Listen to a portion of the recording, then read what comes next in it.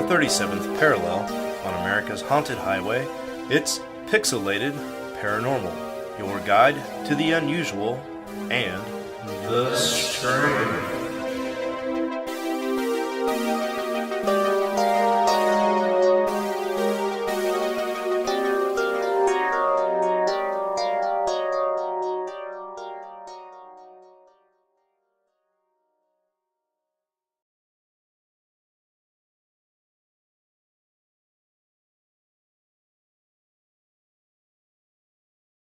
Oh, we're going? We're going now.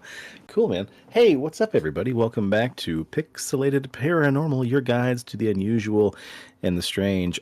I, of course, am Shawn, and I'm just now learning that Jim Henson's The Labyrinth is touring the U.S. with a live quartet or orchestra or whatever you call that, and I'm a little jealous of Preston. Preston, how are you, buddy? Doing good. Yeah. The wife texted me this morning, and she was like, "Can we go?" And I'm like, "When is it?" She's like, "Tomorrow night." And so then I ordered the ticket. So we're going to, Dude, that's awesome. show me your balls, David Bowie balls live. Right.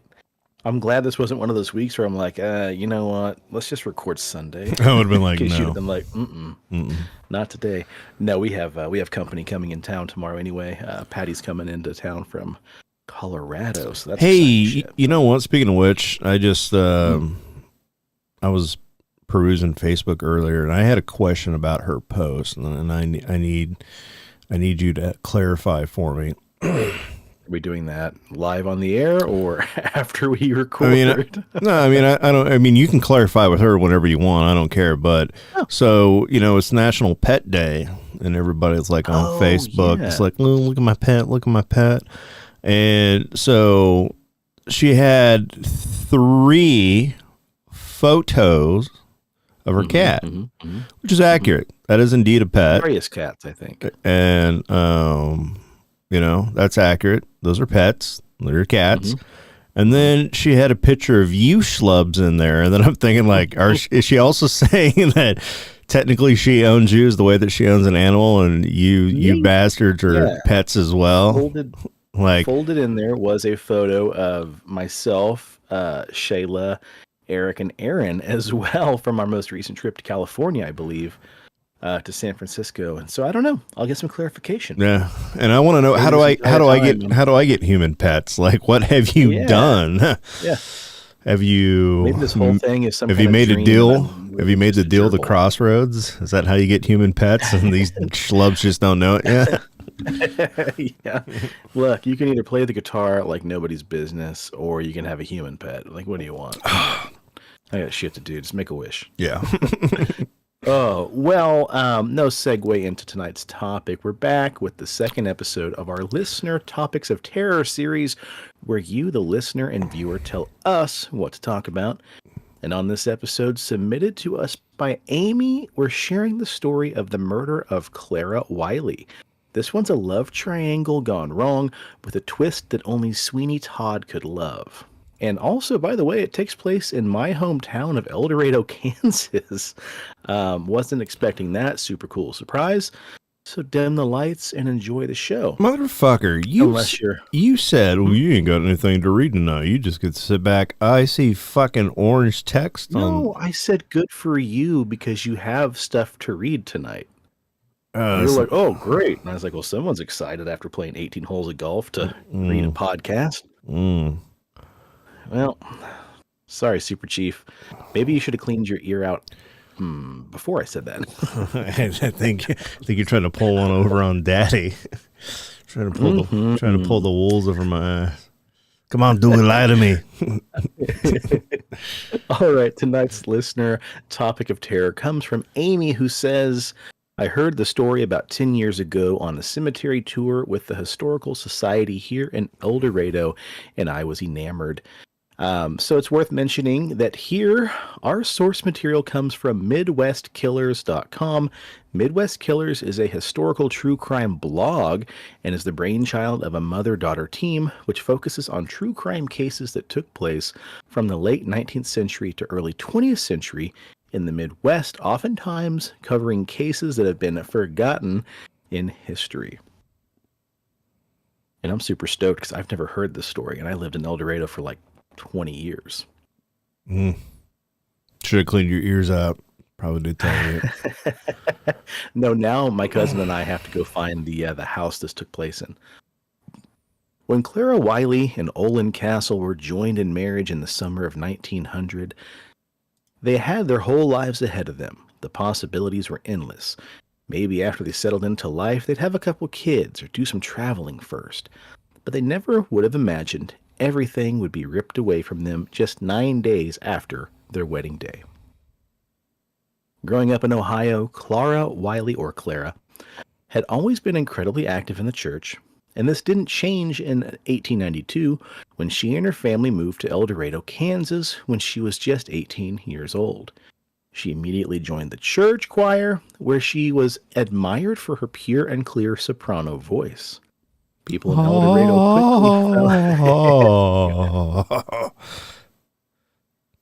El Dorado quickly fell in love with Clara's kindness and selflessness. People seemed to be drawn to her and wanted to be around her as much as they could. Women wanted her and men wanted to be with her. She was often described as lovable with the sweetest disposition. It seemed people couldn't help but invite her to their parties, their family get-togethers, and their weddings.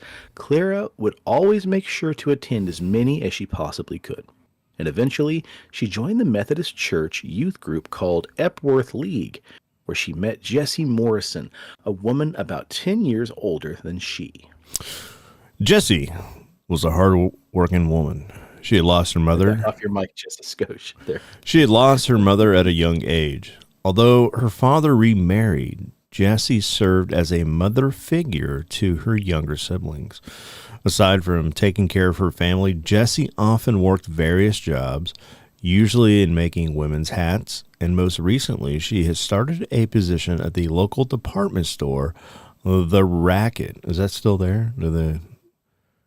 I don't know. I got to look around. Last I knew, we had Lassiter's, which then changed into Robbins, which I believe sold recently. I've never heard of The Racket, so, again, I got a little homework to do. Like Clara, Jessie was well-liked and attended as many parties as her busy schedule would allow. But Clara seemed to always capture more attention from their peers. Somebody's gonna be a jealous bitch. I can see it. Guy Olin Castle, you know where this is going. known as Olin, arrived in El Dorado in 1897. He and his family had lived there 3 years earlier. Before leaving town the first time, Olin had been well-liked and quite popular in town. When he came back to town, he picked up right where he left off, attending parties and all the other social events. He even became the bass player for a local band. Oh, man, he's sitting there slapping the strings on Saturday night. Slapping the bass, baby. Yeah. The band played similar gigs to the church choir Clara sang songs in. And the two, he's like a Lawrence Welk type of guy where he's like, Jesus. All right. Righteous gemstones. Yeah. Misbehaving. Yeah. With his social life blooming, he next decided to start looking for work. He took a position at the same store Jessie worked at in the department near her. They became fast friends. We only got 2 minutes. Let's hurry this up. We got to get back to work. Yeah. Just pull down a little bit. Come on. She was the opposite of Missy Elliott and did want a 1 minute man. Yeah. Clean up on aisle. Whoa. Olin was only interested in her as a friend. I don't think so. But Jessie was immediately infatuated. As the months passed, Clara and Olin's relationship became more serious, and by October of 1897, they were officially dating. Jessie and Olin's friendship also continued to grow. Olin had made a habit of walking Jessie home most nights after work. Sometimes he'd even stick around and hang out with Jessie, her sister Mary, and brother-in-law Henry. Though Olin had never expressed any romantic feelings towards Jessie, the long shifts spent together at work, followed by the walks home, gave her the impression that sparks were a fly-in between the two of them. It wasn't long before Jessie began to openly flirt with Olin. She had always been a great seamstress and decided to use those skills to show her appreciation for Olin. She started sewing him all types of gifts, making him neckties. That was her specialty. Olin always accepted the gifts. By the beginning of 1900, Jessie had quit her job at the Olin, you Rackets. can use it to tie me up later. It has more than one purpose, sugar. Or he just tied it around his neck and Otto asphyxiated himself. We don't know. We weren't there, folks. Come on, tie it around your neck, Olin. Let me jack you off. Come on. Also, Pixelated Paranormal does not support autoerotic asphyxiation, and Unless you're that one guy from Kill Bill. I mean, David Carradine. That's how he died, actually. That's why you shouldn't do it, man. I know, but look, David Carradine was a cool bro. So, I mean, look, if you want to hang yourself and jack off at the same time, I mean, you're Kill Bill. Do what you want, bro. Do it. Also, there was a movie with Robin Williams, right? World's Best Dad. Oh, I don't never saw that. Check that movie out, man. It's a solid movie. Anyway, by the beginning of 1900, Jessie had quit her job at the Racket so she could spend more time with her sister Ida, who lived in Excelsior Springs, Missouri. Another weird coincidence, that's where my dad's from. While she was out of town, she often wrote Olin letters he sometimes responded to, but at least he always showed it to his mom and Clara. But by this time, Clara and Owen were officially engaged and planned to get married in the summer of 1900. Nevertheless, Jessie was still just as infatuated with Olin as she had been before. Even though she had quit her job, she still managed to spend as much time as she could at the racket store, as she did as when she still worked there. On a couple of occasions, Olin walked her home after his shift was over. That's called loitering. Yeah. Or stalking. So, yeah. As Olin and Clara's relationship grew more serious, it seemed Jessie's gifts became more frequent. Oh, maybe you like this old song and dance before. Maybe I need to bake you a special pie and put some special shit in it. How do you like called murder? How do you like your pudding pop, Nolan? Yeah. I think he likes it popped. To her credit, Clara had shown extreme patience while she watched Jessie openly flirt with Olin, while he did little to dissuade her. But as their wedding day grew nearer, she was starting to get tired of all the attention Jessie had been paying to Olin, and she didn't like how Olin seemed to encourage it. One day, Olin wrote a war tie Jessie had made for him, and when Clara saw it, she became very upset and finally confronted him about it. Motherfucker, I'm about to be your wife. You take that goddamn tie off and don't take another tie from that tramp ever again. What the fuck is wrong with you? Aren't I good enough for you? I'm the only person that should be giving you ties. Nobody else. Take it off now. And he was like, you know what? My fiance is right. You know what, honey? You take the tie. Do with it whatever you want. All right? I won't do it again. I promise. Man, if I closed my eyes, I almost felt like I was there in the room. Oh yeah, dude. I got we're treading on radio drama territory here. I got my little golden statue. I'd like to thank the Academy. It's the best performance I ever did. Anyway, so after that brief discussion, Olin got his shit together and he gave it to Clara to keep. Eventually, he felt that this proved that he didn't care about Jessie or her gifts. You know, well, hey, baby, you're the only woman. I forgot about that tramp down the street. Don't even worry about it, sugar. It's just me and it's just you. That's it. Don't worry about it. All right? I don't want them ties. Whew. Whether this helped calm her down, it is unclear. However, this upset Jessie. She did not like the fact that she had slaved 20 goddamn hours to make this tie and put a little bit of her scent on it for her man that this other woman was trying to marry. And she didn't even care it was since that other woman was his fiance because that man was hers. Hers. Well, with just a few weeks until Clara and Olin's wedding, Olin became more distant towards Jessie, and she grew more desperate to communicate with him. One evening, she approached him on the street and handed him a note. Olin threw the note in the trash without ever reading it. Her visits to the store became more and more frequent, and employees described her as milling around different parts of the store, not always in Olin's department, but never too far away. I can Some smell of them you, said they Olin. saw her. I can smell I you just from picture here, Mr. Bean. motherfucker. Mr. Bean just staring, and whenever you look over, he's just like, oh. Some of them said they saw her lingering around a case where shaving razors were kept, not far from where Olin worked. Her behavior was also becoming more erratic. On one visit to the store, Jessie approached Olin and asked him to visit her brother-in-law Henry's house later that night.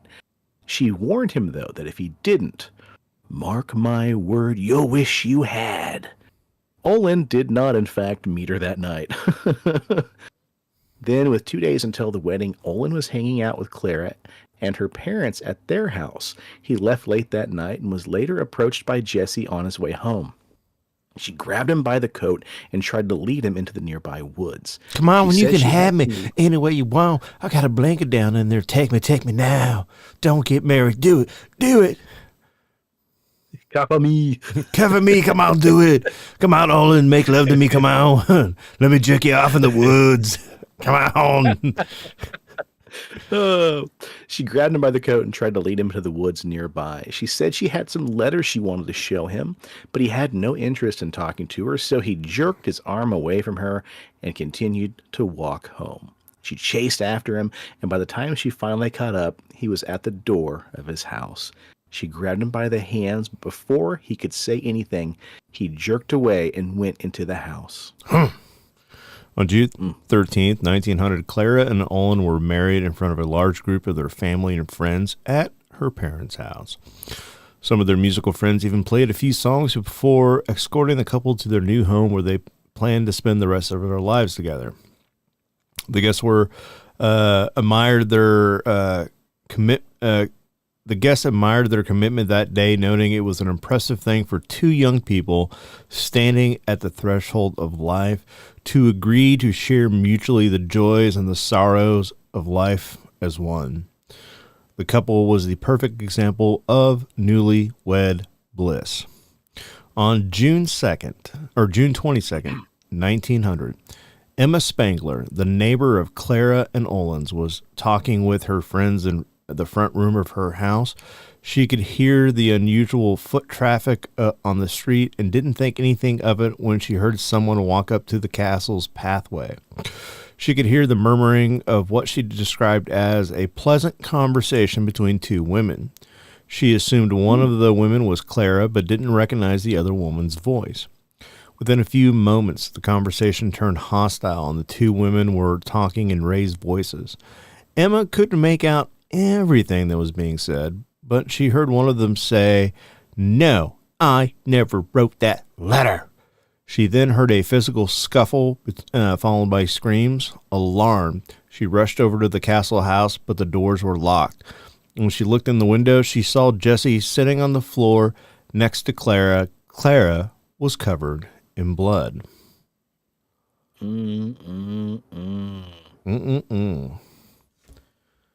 Another neighbor, Betty Moberly, had also heard the commotion and also came to see what the hell was going on.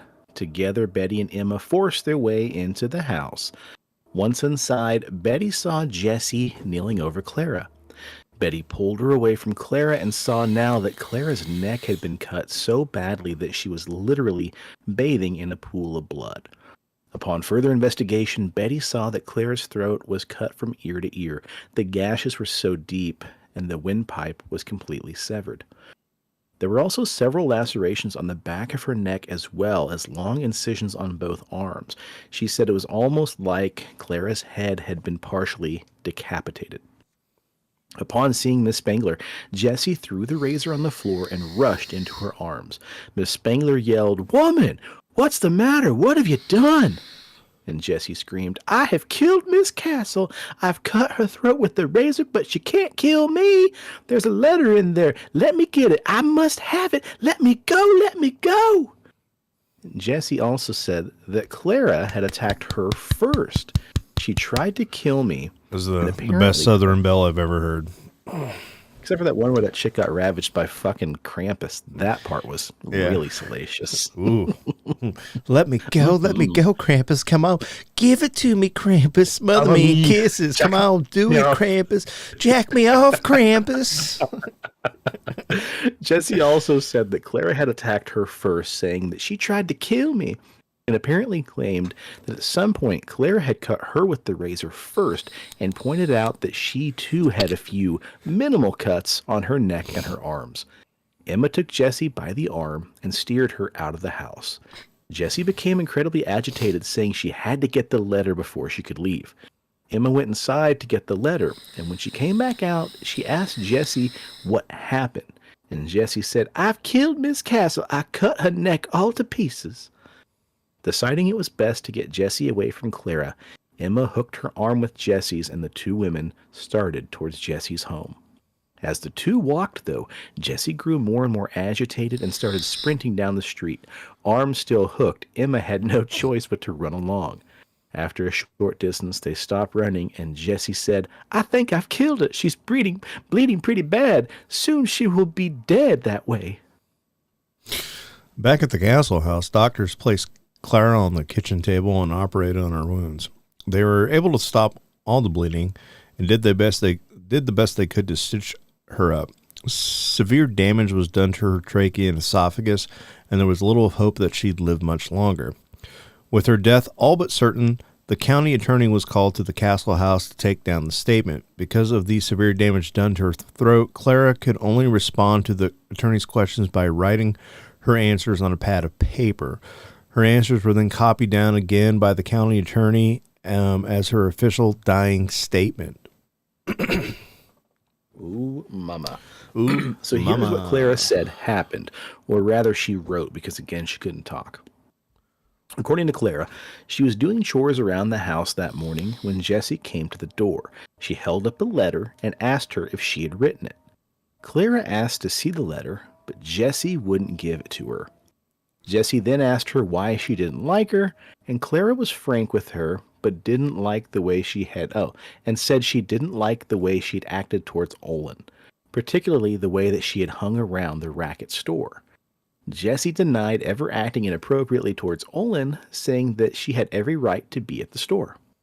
Then she then went to the door, possibly getting ready to leave, and asked Clara if there was anyone else inside the house. When Clara said there wasn't, Jessie turned around and slashed her across the throat with a straight razor. Clara grabbed the razor and tried to wrestle it out of Jessie's hands. She started screaming, hoping to get a neighbor's attention. After Jessie had cut her several times, she turned the razor on herself in an attempt to cut her own throat and arms before Betty and Emma came to the house. The letter Jessie asked about had been a letter to Jessie from her sister Ida. It had nothing to do with Olin or Clara. So apparently there's this letter floating around that maybe Clara had written about Jessie, and, Jessie wants to know what the fuck's up. Yeah. As the days passed, Clara showed tremendous strength. She chatted using a pen and paper with her many visitors who dropped by to keep her company. Her condition even began to improve, and the doctors were cautiously optimistic that she might make a miraculous recovery. But at the beginning of July, she took a turn for the worse, and it was certain she wasn't going to make it. Accepting her fate, she began disturbing her belongings to her loved ones and wrote the final farewells, assuring everyone that she was at peace. She even led through voiceless her friends and family in singing some of her favorite hymns. Jesus. Yeah. She even had one last message for Jessie. "Bitch, the Lord will forgive you if you will only ask him. Because guess what? I guess I do too." On July 10th, 1900, just 2 weeks before her 26th birthday, Clara Castle passed away. An outpouring of love and support were shown by Clara's many friends. Her family was showered with beautiful floral arrangements. A large public service was held before she was laid to rest, wearing her wedding dress at Bella Vista Cemetery. Dude, I think we should just go and see what we can get. I bet she's still hanging out there. We've already gone once and got some stuff. Right. Bella Vista, you and I, of course, went out with your dad that time. Yeah. And then my buddy Tony and I went out with my wife as well. And Tony and I had been drinking fairly heavily that night. And Shayla, sorry, I almost choked. Shayla was the DD. Of course, she was sober. Drove us out to the cemetery because Tony and I used to just fool around there all the time. And I still swear to this day that we saw a gremlin or a ghoul hiding behind a trash can, and it ran across one of those gravel roads. Fucking terrifying. Anyway, following Clara's death, Jesse was charged with murder. The trial took place in November of 1900. All of El Dorado was interested, and each day drew a record number of spectators. Olin was one of the star witnesses for the prosecution. He recounted in detail moving to El Dorado, meeting both Clara and Jesse, and his friendship and encounters with Jesse. Most of his story was corroborated by several other witnesses. Jesse was the defense star witness. She had never shared her story publicly, and the town was eager to compare her version of the events against Clara's. Her story directly contradicted everything Olin had said.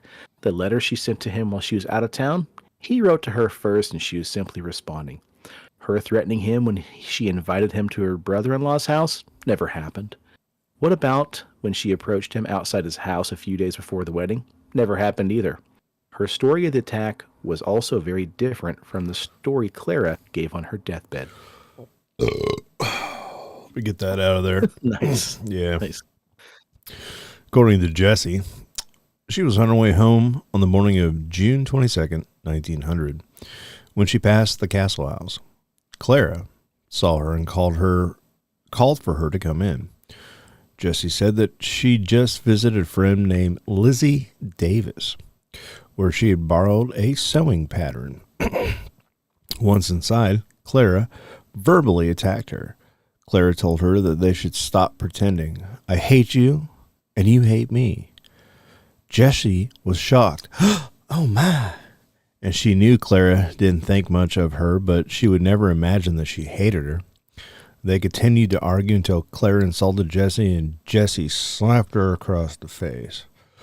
Clara walked over to the cabinet, and when she returned, Jesse said that she accidentally dropped her handkerchief, and when she bent over to grab it, Clara attacked her, cutting her throat and slashing both of her arms while she attempted to defend herself.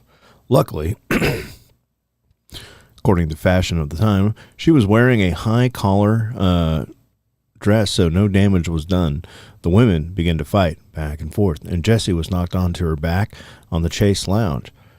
Oh, sounds like, yeah. Ballroom Blitz. Yeah, Clara sprang on top of her and continued to cut at her. They continued to struggle back and forth and rolled all over that lounge. The razor fell on the floor, and Jessie picked it up and cut Clara across her throat. One-upped her. She said the only reason that she cut her was because she was afraid, and that if she didn't, Clara was going to kill her. She said throughout the whole attack she was screaming, and she also claimed that she never showed Clara a letter and that there was no mention of a letter at all. Throughout the trial, jurors connected with Jessie, and they found her testimony to be incredibly believable. They didn't, however, connect with Olin or his testimony and didn't think it was worth a penny. One juror went as far as to say, most, if not all, of the jurors thought he ought to be in Clara Castle's place. Ooh, sounds like they think he might be a damn dirty dog. Yeah, you damn dirty cheating son of a bitch. Yeah. Furthermore, while they didn't necessarily discredit Clara's dying statement, they felt that it had passed through too many hands. If she had somehow been able to tell her story in another way, they said they wouldn't have questioned it. Well, she's fucking dead, so I mean, right. Egads. While none of them thought Jessie should be convicted of murder, the jury ultimately couldn't agree on whether she should be convicted of fourth-degree manslaughter or not. 9 jurors were for acquittal, while 3 were for conviction. It was ruled a mistrial. The Morrison family and lawyers saw this as a huge win. They knew Jessie would probably be tried again, though, but were convinced she'd never be convicted. John wants to know what you're drinking. What you drinking? Ooh. Buddy boy, I'm sucking on a Bat Squatch IP from Rogue. Out of a Rogue Dead Guy Ale glass. Mm. The case was tried again in June of 1901. Since Olin proved to be unsympathetic with the jury during the first trial, the prosecution took a different approach. They decided not to call on him to testify at all, but not having Olin testify, they hoped to keep the jurors focused on Jessie and her actions that day, not the social drama surrounding the murder. Jessie was once again called to testify and, in her own defense, told the same story she told during the first trial. The prosecution's new approach worked in their favor. On June 29, 1901, Jessie was convicted of second-degree manslaughter. She was sentenced to 5 years in prison. Her legal team immediately appealed the conviction. They took it all the way up to the Supreme Court, arguing that several of the jurors admitted to being biased, but were still allowed to be on the jury, which they argue was unconstitutional. The Supreme Court agreed, and she was granted a new trial. Holy shit. In June of 1902, Jessie was tried for a third time. The prosecution approached it similarly to the second trial. Olin once again didn't testify. Overall, the third trial was similar to the second trial, and Jessie testified in her own defense, telling the same story she had said in the previous two trials. There were no real surprises until the defense called a new witness, Dr. John C. Brownfield. Dr. Brownfield was visiting El Dorado on business the day Clara was attacked. He claimed to have seen Clara call Jessie to the door, corroborating Jessie's version of events and casting doubt in Clara's version of the attack for the very first time. After an extensive cross-examination, the prosecution asked for John to be arrested on the charge of perjury. The prosecution claimed he hadn't been near Clara's house the morning of the attack. In fact, he hadn't even been in El Dorado at all on that day. John was taken to jail. He was later found guilty of perjury and served 5 years in prison. Jesus. The trial continued with no more sensational surprises. The case was closed and sent to the jury for deliberation. After 11 hours. 11 hours and night 2. Oof. They found her guilty of second-degree murder. She was then sentenced to 25 years in prison. I understand, like, getting a mistrial and a retrial, but you went from what, 5 years to 25 years? Yeah. Oof. Oof. Again, Jessie's legal team appealed the conviction all the way up to the Supreme Court. This time they argued, among other things, that the trial judge, J.P. Ackerman, had prejudice against Jessie. They said that during the second trial, he was overheard saying he had been asked to join her defense team as an attorney. But he said he turned it down because he did not feel like defending a person that was guilty, as I believe Jessie Morrison is. However, several people disputed this claim, and the Supreme Court ultimately ruled that there was no evidence to prove Judge Ackerman held any prejudice, and Jessie's conviction was upheld. June 10th, 1903, Jessie was taken to federal prison where she worked as a seamstress. Pardon, please. Jessie's... I don't know. Oh, sorry. That was a header from the website. It's the one I forgot to cut out. Oh, no. They had this blocked out in like different like headers. Got it. Jesse's friend and family immediately rallied around her. They thought her 25-year sentence was unnecessarily harsh, especially considering she had already been sentenced to only 5 years in her previous trial. Well, you motherfuckers, that's because manslaughter and murder have two different courses of action. God. Bless America. Also, you don't want to go to jail. Don't kill people. That's right.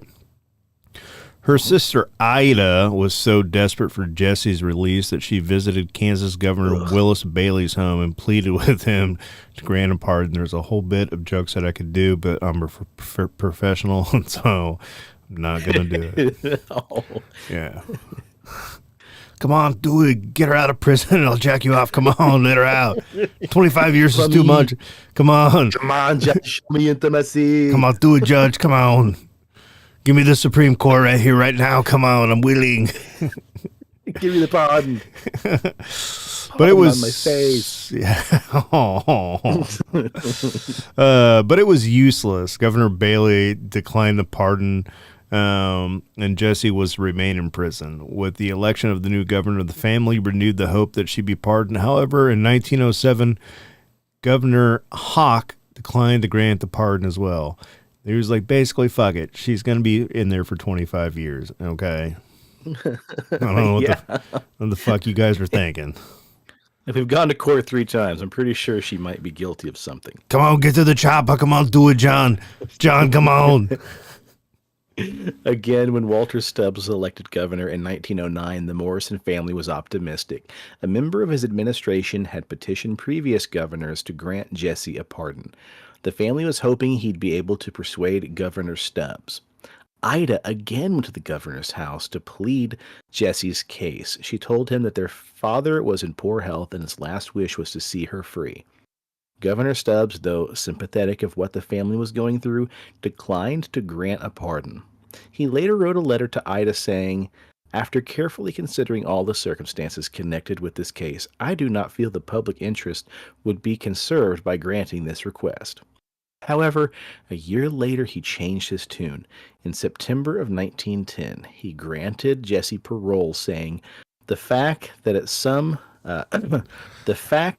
the second trial she was awarded a sentence of only 5 years. I believe 25-year sentence is excessive punishment. After 8 years in prison total, Jessie Morrison was a free woman. Come with me if you want to live. Sorry, John typed it, so I had to do it. Come on, pardon her. Come on, parole. Following the third trial, I got sidetracked. I was like thinking, ooh, Arnold voice. Whoops. John, come with me if you want to live. I get it. Yeah. I get it. Come on, come with me if you want to live. Come on me if you want to live. Oh, there it is.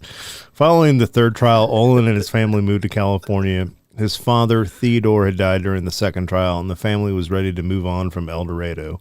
Booyah! Yeah. Shortly after moving to California, Olin married Lillian Delante, a newspaper editor he'd met in El Dorado. Lillian Delante. What did I say?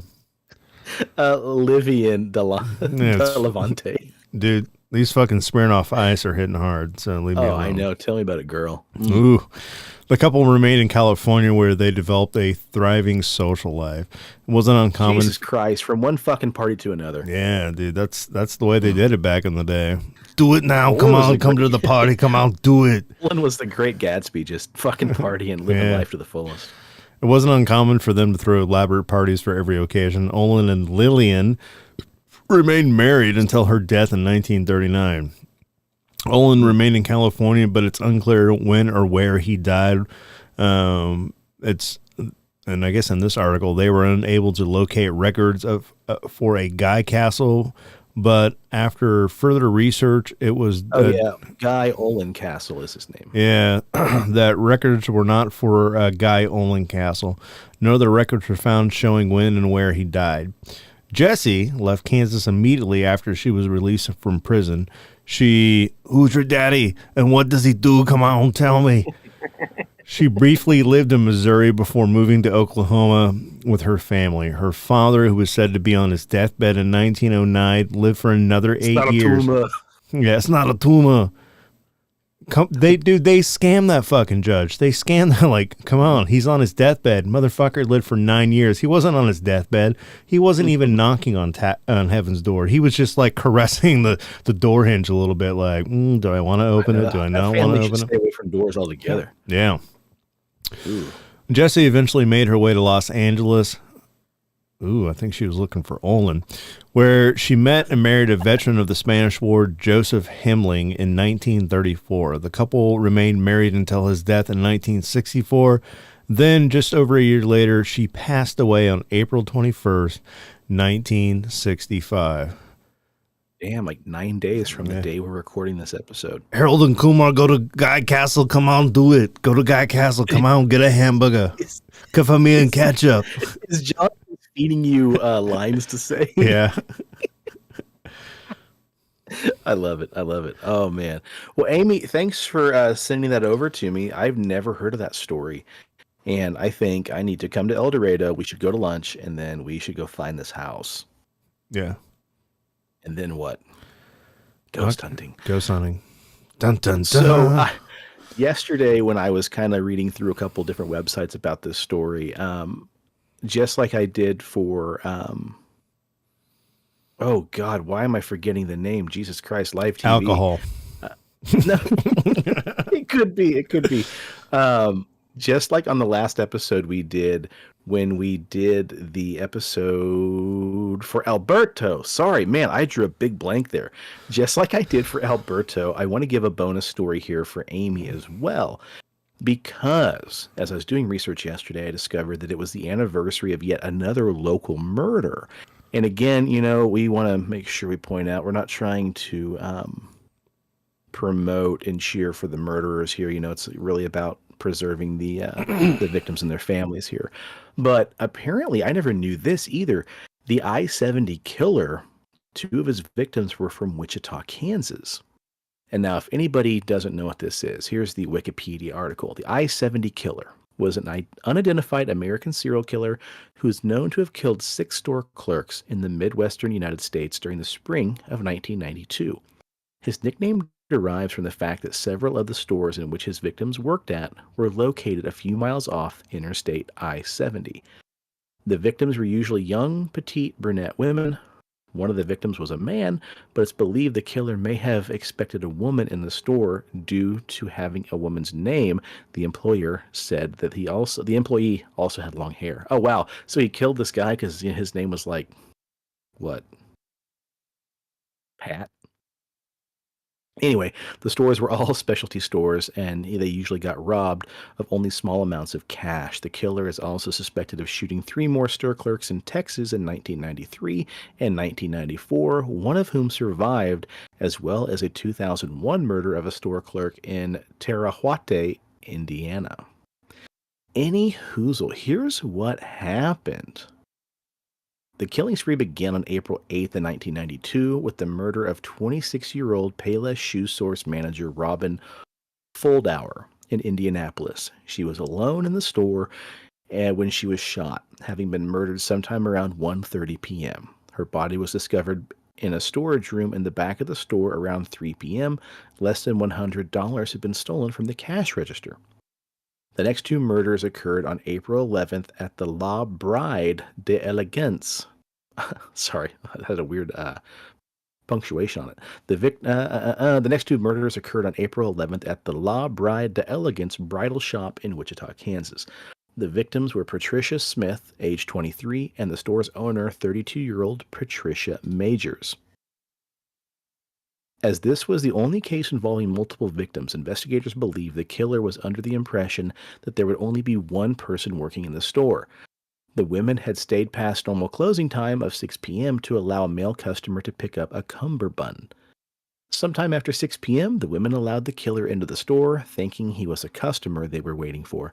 After the women were murdered, the actual customer had then arrived to pick up the cummerbund and came face to face with the I-70 killer. The customer noticed the killer had a gun, and the killer asked the customer to come with him to the back of the store. The customer refused, after which the killer told him to leave the scene, and had the customer cooperated with the killer, he almost certainly would have been murdered as well. The customer was so frightened he didn't report the incident until more than an hour had passed. He later Fuck provided you, buddy. details. I ain't going to the back of the store. Right. What a fucking dickhole. I'd go straight to the fucking substation. He later provided details for a composite sketch of the killer. Come on, DJ Cumberbund, come on, give me the thing. Come on, do it. I need to go to the party right now. Come on. He later provided details for the composite sketch of the killer, describing the killer as a slender white man with reddish hair armed with an Uzi-style gun. Later on April 27th, Michael McNown, 40 years old, was killed in his mother Sylvia's ceramics store in Terre Haute, Indiana, around 4 p.m. Now, I'm going to pause here. Didn't it say that they killed the guy for having a woman's name? I've never met a woman named Michael. Maybe it was Anyway, Michelle. It was just spelled weird. Michael. I don't know. I'm not looking through Anyway, this happened your around. eyes, bud. It's not on the show notes. You're taking the wheel. I know. Come I'm on, still do it, rogue, Jesus. buddy. Take the Come wheel. on. Come on, do it. Drive us home. McCown's wallet had less than $50, but was stolen from the store. No witnesses reported seeing the killer beforehand. McCown was the only man killed during the spree, and it's believed by investigators the I-70 killer chose the store because the store's solo woman's name, Sylvia Ceramics. Oh, okay, so the store had a woman's name, so we just assume it's all women working there. Because McNown was reported to wear his hair in a ponytail, he was shot from behind while he was kneeling to stock shelves. This would be why he would have been mistaken for a woman. Nancy Kitzmiller. On May 3rd, 24-year-old Nancy Kitzmiller was killed while working alone at Boot Village, a footwear shop in St. Charles, Missouri. What's that, boy? She opened up You the got shop. another clue for me? Oh, Blue, you're helping me. Blue's Clues, you're helping me put together so well. Oh, all the stores have women's names, and that guy had long hair, and oh, I finally got it right. Doing it, Mom. Are you proud? I'm a Boot Village was detective. We're talking about people getting killed here, pal, and you're making me giggle. On May 3rd, 24-year-old Nancy Kitzmiller was killed while working alone at Boot Village, a footwear shop in St. Charles, Missouri. She opened up the shop at noon and was found dead later by customers at 2:30 p.m. She'd been shot in the back of the head. She was supposed to be off that day. However, she agreed to come in so a coworker could have the day off. Some money was taken from the cash register, although no one heard the shot. Witnesses did see her with her final customer just minutes before her death. The sighting helped police to create another composite sketch. Final confirmed murder occurred on May 7th in Raytown, Missouri. The victim was 37-year-old Sarah Blessings, who was working in her gift shop, store of many colors. See, what now, Blue's Clues? That's not a woman's name. I know, but like, you know, back in the day, he was probably like, "Ooh, store of many colors. What has a rainbow on it? Women's stores and a church." And so he's like, "I'm going after the women." Fucking church have you been to with rainbows? Dude, when I went to fucking what are they, Bible, Baby Billy Bible School back in the day. Shut up, nerd. Shut up, nerd. The final confirmed. Yeah, on the walls back in there, they had fucking rainbows painted all over the walls and like little animals and shit. The fuck church did you go to where they didn't have rainbows painted on the walls? A one where they took Jesus seriously, apparently. And John says it's whatever you said was wrong. It's pronounced like oat with an H, so hote. What'd you say? Wate? Hote? Yeah, something like Hawate. Yeah, way John, off. you know us better than anybody. We're not men of pronunciation, and we're not scientists. The murder occurred during the day, and the owner of the video store next to Blessing's shop saw the killer enter the shop, heard a pop, and then saw him leave. He discovered Blessing's body after checking to see what had occurred in the store. A clerk at a nearby grocery store also saw the suspect. He was climbing a hill towards I-70. Jesus. And John then, said of course, that wasn't a church. It was Rainbows United. Sorry, John. I got confused. that you went to? Yeah. You idiot. Investigators believe the I-70 killer may be responsible for 2 murders in 1993 and an attempted murder in 94, all of which occurred in Texas.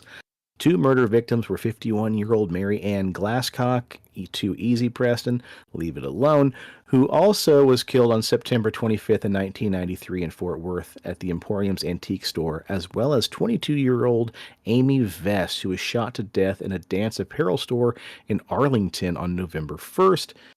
The surviving victim was Vicky Webb, who was 35, who was shot on January 15th, 1994 in Houston at the Alternatives gift shop. She briefly talked to the shooter before he shot her in the back of the head.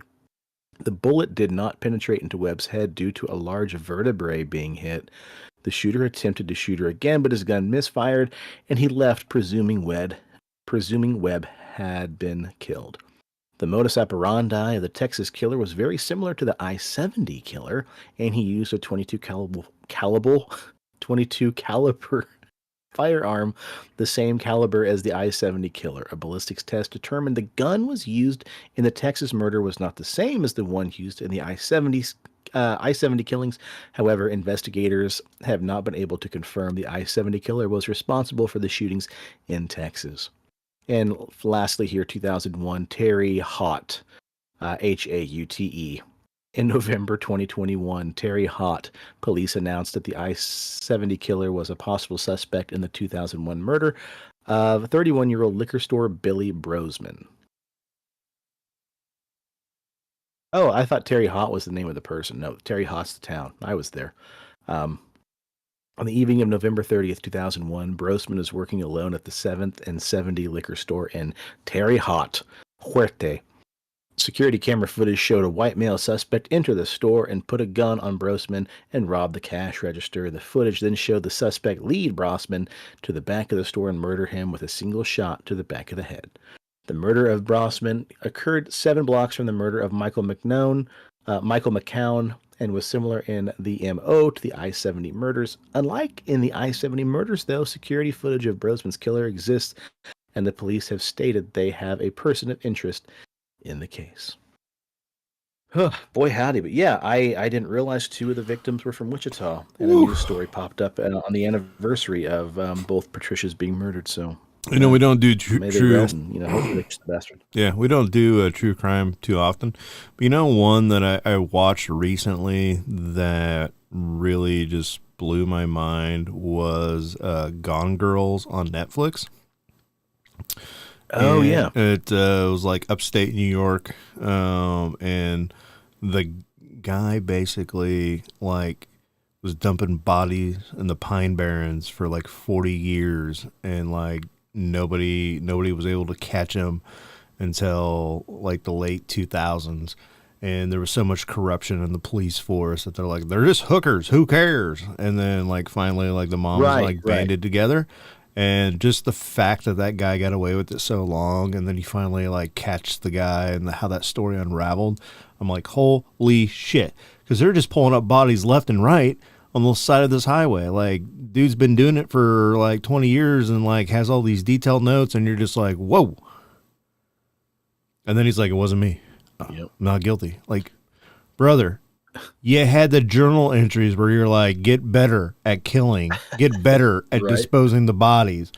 Bro, it was you. So maybe we should do that one sometime. Sorry. And look. I was reading John's comment. Yeah. He said, Glasscock, don't drop it. Come on, Glasscock, don't be gentle. Don't jam it off in there. Man. Come on, it's going to break. Give me shots. Come on. No, do it. Make me bleed. Come on. Look, I get that this is a somber topic, but I feel sometimes we got to add a little levity to not make it so dark and gritty. So, well, and I mean, comedy in this kind of situation is a defense mechanism we use to cope with. Plus, I'm not going to lie. That original article, when I read it today, I'm like, holy shit, this is a little dry. This is like a fucking teenage drama. It's like fucking what was that? What's that? Oh no. The actual article itself, dude. What is it? Fucking the old one? Vampire. What's the New Dawn, a New Day, New Life? Bella, Edward, Twilight. What are you talking about? Vampires? Yeah, that's what it was. It was some weird, cheesy, fucking Twilight book romance paragraph, and I'm like, oh, good God, we're gonna have to spice this up a little bit. I don't know if I can do this tonight. Which one are you talking about? The article I sent you last week? No, this afternoon. I don't know. Okay, well, I think we did a good. Oh, the one we read. Yeah, because you're just and she took him by the arm, and she was like, "Come on, follow me," and then they were knocking on the door, and she's like, I killed her. And I'm just like, Jesus, this, murders back in the 1800s were pretty bland. If this was 2000. People were bland. I know, there would have been some F words, and some heads would have been chopped off. Somebody would have got ran over by a car. Holy, we're going to have to ad-lib some stuff on this, because, no. No, I think it was executed. Wrong words. I think it was done well. Yeah. I thought you were talking about the original artical I sent you. Oh, buddy, if you sent it to me a week ago. 2 weeks ago. Totally didn't read it. No, sir. Amy had sent me a really good article that was 45 pages long, full of different actual newspaper clippings and testimonies and stuff like that. And It was really, really deep, but a lot of it was just kind of, the stories as they were, developing the court and stuff like that. So, yeah, it was fascinating, but that was a lot to chew through. Lots of details in there as well. But no, Amy, thanks so much for sending that. I've never heard of that. I want to know more about it.